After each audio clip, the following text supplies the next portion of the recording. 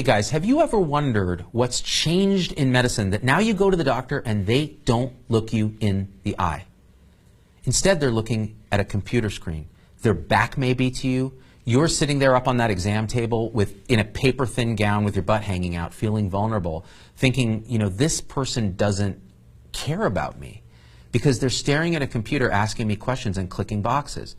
What happened to medicine? We went into it, doctors, nurses, everybody who takes care of patients on the front line, to connect with other human beings. And yet now, that seems to be gone. We can't even look at our patients in their most vulnerable moments. The gift they give us is being vulnerable with us, and we're not able to be there for them. Why?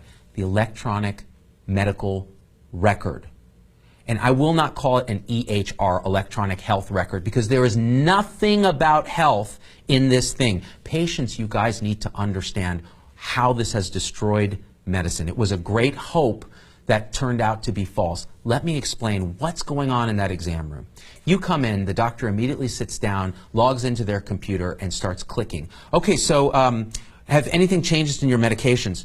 Well, you're thinking, I've already been through this at this clinic and that clinic and this. Why don't they have it in the computer? Because one of the great tragedies of electronic medical records is they never were designed to talk to each other. Why is that? Because hospitals and health systems who spend billions on instituting an electronic health record have zero incentive to have you share that data with other health systems. They want to keep you in their group and make it as hard as possible to share data. So the electronic medical record vendors complied with that. There was no mandate that there was interoperability between these records. So who suffers? You and that doctor who's trying to fill in the blanks from your urgent care, the other system you went to, the other state you were in. The other thing they're clicking through then, and they'll say, okay, now let me try to figure out what's going on in this patient's history. I'm going to look through some previous notes. And, well, in the old days, we would have the chart right there in handwriting, and you would feel that narrative because we couldn't write a whole lot. We would basically write what was important because otherwise you get writer's cramp. Now with electronic medical records, it's copy, paste, take the old note, copy, paste, blow in templates. All kinds of nonsense starts to bloat these notes. So in order to learn what's going on with you, that physician or nurse practitioner or PA has to click through a bunch of notes to try to figure out what's important and what's not. If you looked at the screen they saw, you would be like, ah! It looks like something out of Mission Control. It's all this information, and most of it is absolutely irrelevant. Why? Because the electronic medical record has nothing to do with patient care. It has everything to do with billing.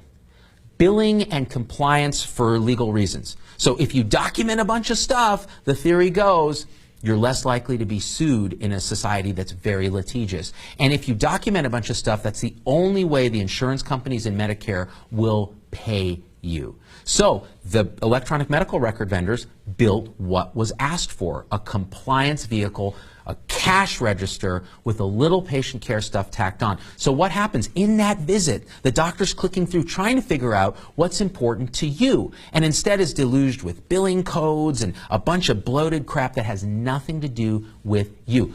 Could they ask you, hey, what's your story? Tell me. Look you in the eye? Well, they could. Except the new generation of physicians is being trained, never having not known an electronic medical record. They are conditioned to trust the chart, which is so imperfect. That's a euphemism, imperfect. It is a mess. They're conditioned to trust that chart over the patient's story. I have seen this on rounds with new residents who are starting now in this month. They believe the chart over the patient. They look at the chart instead of making eye contact. They're constantly charting. This has destroyed the fabric of what is medicine. It is a relationship. It is not charting, it is not billing, it is not legal stuff. It is a relationship between you and I in a sacred space where you give us the gift of making yourself vulnerable during the toughest times of your life. And the least we can do is look you in the eye, and the electronic medical record has robbed us of that. And here's the question. Why can't the doctor just do the charting outside of the room? Because we can chart a lot of things Now we have to, which means if we don't do the charting there in the room with you, with 30 patients lined up, we're going to be doing that charting at home, which means I can't read a bedtime story to my daughters because I will be there on Epic clicking the boxes. Is it Epic's fault that medicine has been destroyed by the electronic medical record? No. Is it McKesson's fault? Is it Cerner's fault? Is it Athena Health's fault? No. It is our fault, patients and doctors, for rolling over and letting our profession be destroyed. Why? Can't we fix it? Can't we just have scribes come in the room and chart for us? Sure, if you want to throw good money after bad, all you're doing is complying with a broken set of incentives, and you're adding another human into the mix. I mean, it's better than what we have, but why can we accept that? Should we have AI that just acquires all the data in the room through Google Glass and prints out a big note? Sure, that's another possibility. How about this, though? How about we stop accepting a broken set of incentives that we have to comply with? Why should we have to do a 99205 billing code? Why should that be part of our lexicon? How about this? Make an electronic health record about outcomes, which means a narrative about a patient's problems and story. Their social history is important. Valuing the face-to-face time and the compassion that amazing clinicians can show their patients. Put a value on that, because right now we don't get paid for that. We get paid to click the boxes. We don't get paid to look you in the eye, and that has got to change until we get Congress and the insurance companies and Medicare and all of us to rise up, because we are complicit in this, doctors and nurses and healthcare people. We are conditioned by inertia to obey authority, and it's time we stop. We complain all the time. Do we do anything to change it? No.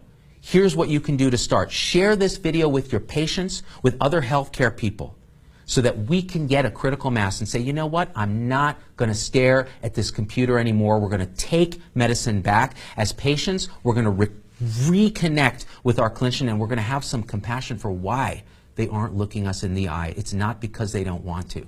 It's because we can't. Please share this. We out. Some companies are working hard to solve the problems we talked about in this show. Athena Health builds network-based solutions for both ambulatory and inpatient settings that free up doctors so they can be doctors again. Thanks for supporting our show.